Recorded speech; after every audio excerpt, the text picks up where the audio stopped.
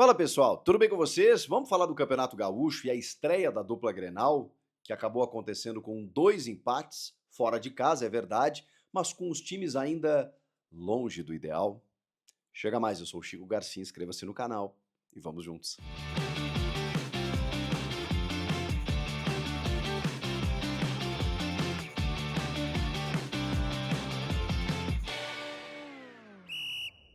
Bom, vocês lembram do Diário de um Secador, em que eu acompanhava os jogos do Inter? Pois bem, eu misturei aqui com o jogo do Grêmio também, para falar de um 2-2 do jogo do Inter e também do 0-0 do jogo do Grêmio. Aí é Diário de um Secador barra torcedor, né? Então vou falar dos dois aqui, de como eu assisti essas duas partidas. Começando pelo Inter, que foi mais cedo, inclusive, lá no Estrela d'Alva, onde sempre é muito difícil jogar. O Guarani de Bagé fez uma campanha histórica no Gauchão do ano passado, sempre né, impõe dificuldades para a dupla Grenal, e dessa vez não foi diferente. Ainda mais por se tratar de um primeiro jogo, um segundo na temporada, depois da derrota para a seleção mexicana, o primeiro valendo, com ainda alguns desfalques, né? O Bernabé, por exemplo, não está à disposição. Mas assim, o time que o Roger colocou em campo, cara, poderia mais. Mas óbvio que eu não estou aqui fazendo nenhum tipo de exigência, porque não dá, não dá. Eu sei que o campeonato é mais curto esse ano, são 8 rodadas, classifica só o primeiro, depois, né, os segundos melhores aí, né, o segundo melhor entre os 3 grupos, né, os 3 primeiros são 3 grupos, né, os primeiros desses 3 grupos e o segundo melhor entre os 3, e aí fazem a semifinal. E semifinal é final, acabou. É o campeonato gaúcho mais curto. O Inter tem uma expectativa muito grande de ganhar esse gauchão e quebrar a hegemonia do Grêmio. E por outro lado, o Grêmio, né, quer ser octacampeão gaúcho. Então é uma disputa ferrenha no Rio Grande do Sul. E o Roger colocou em campo um time muito bom. Mas assim, a pré-temporada está em andamento ainda praticamente. Porque, olha só, gente, era um time que tinha Alan Patrick, tinha Vitão na defesa, tinha o Wanderson no ataque, ele começou com o Wanderson? Ele começou com o Wanderson, botou o Vitinho ainda no segundo tempo, recém-contratado, aquele ex-Bragantino.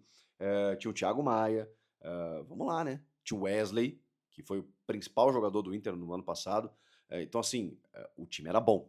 Ok, o Cleiton Sampaio, que é o zagueiro parceiro do Vitão, é insuficiente? É. O Inter tá tentando contratar e ainda tá pegando o assédio do Flamengo aí pelo Vitão. Se perder o Vitão, aí complica. O Bruno Gomes, que é o lateral direito, mas machucou muito cedo no jogo. E aí ele tinha improvisado o Diego Aguirre, Diego Aguirre não, o Bruno Aguirre, né? O Aguirre, que é o lateral direito, na esquerda. Quando o Bruno Gomes lesiona, ele coloca o Aguirre lá para a direita e aí entra o menino Pablo na esquerda. Tá bem, são algumas circunstâncias que acontecem. Agora, o Inter até não acho que tenha jogado tão mal, mas toma uma virada inacreditável, porque os problemas defensivos continuam acontecendo, né? O Inter ocupou bastante o setor ofensivo, criou algumas chances. O Wesley foi um cara muito participativo, como sempre. O Alan Patrick, né, um cara que criou, finalizou. Assim, o Inter deu trabalho estando na frente. Isso que eu nem falei do Borré, né? Isso que eu nem falei do Borré. Olha o time, cara. Alan Patrick, Borré, Wesley. Óbvio que indo lá contra o Guarani de Bagé tinha que conseguir um resultado melhor. Mas vamos lá, primeiro jogo, é sempre difícil jogar lá, e os caras conseguem uma vitória, uma virada relâmpago, assim, questão de 2 minutos em bolas alçadas na área, em que o Inter, mais uma vez, se provou deficiente nesse aspecto. Toma uma virada ainda no primeiro tempo, o gol do Inter sai através do Alan Patrick de pênalti, cobrando pênalti, depois de um pênalti que acontece, né, o Wesley é tocado ali, ele toca na bola e o cara desloca a perna dele, o Jonathan Pinheiro, que era o árbitro, não vê no primeiro momento, é chamado pelo VAR e aí corretamente marca a penalidade. O Alan Patrick vai lá, converte, o Inter abre o placar, depois toma a virada, vem o segundo tempo e aí o, o Roger faz a troca do Cleiton Sampaio pelo Vitor Gabriel e justamente o Vitor Gabriel de cabeça acaba fazendo o gol do empate. Depois o Inter até poderia ter feito o terceiro gol, teve uma bola na trave do Wesley, ocupou bastante ali o campo de ataque, mas não conseguiu. Enfim, primeiro jogo, muito pouco a acrescentar, muito pouco a analisar, apenas essas questões, né, de que o Inter, ok, poderia mais, de que precisa contratar pontualmente algumas situações, especialmente um zagueiro, né, e se vender o Vitão tem que contratar dois, que o Bernabé, óbvio que faz falta, na lateral direita, ok, o Bruno Gomes machucou, enfim, aí você não conta com isso. O Antony foi o goleiro, até fez umas boas defesas. O Rocher não tá nesse começo de ano, enfim. É um time do Inter ainda começando, tem muita coisa para acontecer, tem muita coisa para acontecer. Alguns jogadores não relacionados, normal. O Ener Valencia, por exemplo, estava fora, o Bernabé, aquela coisa toda. Vamos falar do Grêmio. O Grêmio foi ao Bento Freitas na estreia de Gustavo Quinteiros. E aí, o Gustavo Quinteiros, ele deu uma entrevista coletiva de apresentação que encantou todo mundo. Meu time vai marcar alto, vai ter intensidade, nós vamos vender caro, o Grêmio vai voltar suas raízes, o Grêmio vai pegar aquela coisa toda. Não foi nada disso que a gente viu. E, assim, ok. O problema é que a expectativa foi lá em cima, né? Porque o técnico é campeão por onde ele passa, é o atual campeão argentino. A gente esperava um Grêmio mais brigador, só que assim, o time inspira cuidados.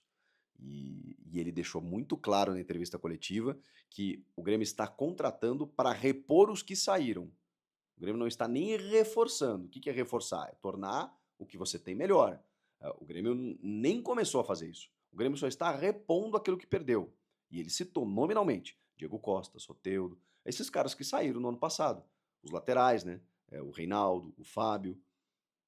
Hoje o Grêmio jogou com o Mike, mas aí eu tenho que cobrar do Quinteiros. Por que o Mike, que já se provou insuficiente inúmeras vezes, foi o titular e o menino que veio da Copinha, que desfalcou o Grêmio na semifinal da Copinha, não foi por isso que o Grêmio perdeu para o Corinthians, mas o menino sai da Copinha, de uma semifinal com a chance de disputar uma final para ir para o profissional e não jogar.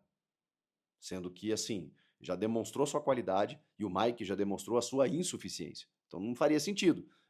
Eu vou cobrar de quem isso? Do treinador. Do treinador. Por que recrutar um menino se não for utilizá-lo, ainda mais porque o titular é o Mike? E o Mike quase entregou um gol no primeiro tempo. A bola vem da esquerda, ele vai dominar, vai chutar, sei lá, a bola passa por ele, o cara finaliza e quase faz o gol. E depois ele domina uma bola errada pelo lado esquerdo no segundo tempo, que o cara avança e quase faz o gol.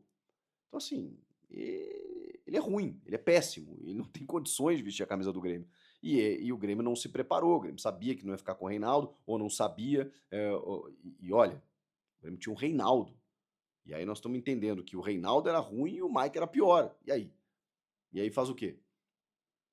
E aí vira o ano, não contrata ninguém, e aí tem que usar o Mike. Mas tinha um menino, enfim. O Cristaldo, algumas finalizações, algumas delas na lua, pouca participação, tenta, sabe? O Bright White, na única bola que ele recebeu limpa, numa boa jogada tramada, ele chutou na trave. Foi o mais próximo que o Grêmio teve de fazer um gol. Vamos pro time aqui. Vamos pro time aqui, só para vocês terem uma ideia. O Grando foi o titular. O Volpe tá chegando, mas o Grando foi o titular. E até fez umas defesas, porque o Brasil de Pelotas buscou finalizar em algum momento. Depois não teve perna. Na direita, o João Pedro, depois o João Lucas, que é o único reforço do Grêmio até agora, porque o Cuejara ainda nem está pronto.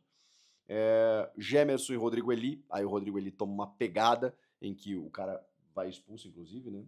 Como é o nome do menino que foi expulso? O Maico Félix. O Maico Félix, né? Dá uma pegada no Rodrigo Eli, acaba saindo. E aí o Rodrigo Eli machuca, tem que ser substituído entre o Gustavo Martins. O Mike na esquerda, no meio campo o Dodi Vila Sante, depois entra o PP, aí o Pavon,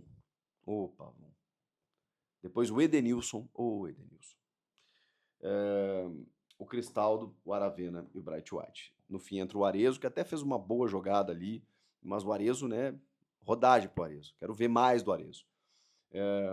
O Monsalve não entrou, foi alvo de críticas da torcida, mas calma também, né, gente? Primeiro jogo. A questão é que entra o Edenilson, né? Entra o Edenilson, não entra o Monsalve. E por que o Edenilson entra no lugar do Pavon ainda?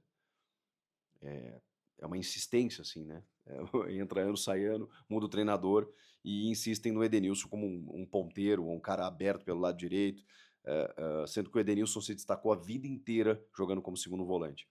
E o Pavon, cara, que, porra, eu vi esse cara, juro pra vocês, em loco, na Bombonera, jogando pelo Boca, numa partida contra o Palmeiras, pela Libertadores de 2018. Eu fiquei encantado com o que esse cara fazia pelos lados do campo. Então, assim, onde é que tá esse cara? Onde é que tá esse jogador? Ele errou tudo que ele tentou. E, putz, cara, custou caro, tem nome, mas, ok, primeiro jogo, mas é que a gente já vem de uma carga, né? Esse é um cara que tem bagagem, o Mike é um cara que já tem uma bagagem, o Grando é um cara que já tem uma bagagem, então é isso. O Grando tomasse um frango hoje, vocês imaginem. Então é isso. São caras que já vêm com uma bagagem e que não mudou. Não mudou tecnicamente, não mudou taticamente o time. Não mudou em termos de estrutura, não mudou a pegada, não mudou. Ok. Faltam reforços, ele mesmo está cobrando, e o time ainda não tem a plenitude física da temporada para a gente poder exigir mais. Ok. Mas é muito pouco. Falta muito para Grêmio e para Inter. Só que o campeonato é curto e daqui a pouco tem Grenal. O que vocês acharam? Comentem aqui, inscreva-se no canal. Eu volto na próxima. Tchau!